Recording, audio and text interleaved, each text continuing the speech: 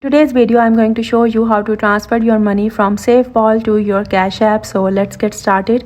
First, open your SafePal app. Cash App will only support Bitcoin. So if your funds are in any other cryptocurrency, you will need to swap them to Bitcoin. To swap, tap swap at the bottom. Select your current cryptocurrency at the top. Select Bitcoin at the bottom and tap swap to confirm. Once the swap is complete, your Bitcoin will appear in your SafePal wallet. Now you need the address where you will send your Bitcoin.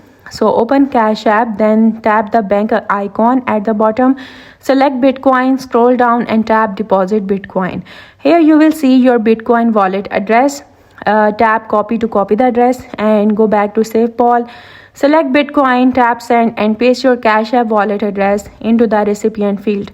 Enter the amount of BTC you want to send, around $285, and now choose your network fee. Higher fees usually means faster transaction, and tap next, review your details and finalize the transaction. After sending, you can return to Cash App and check your Bitcoin balance. Your transfer will appear once the network confirms it.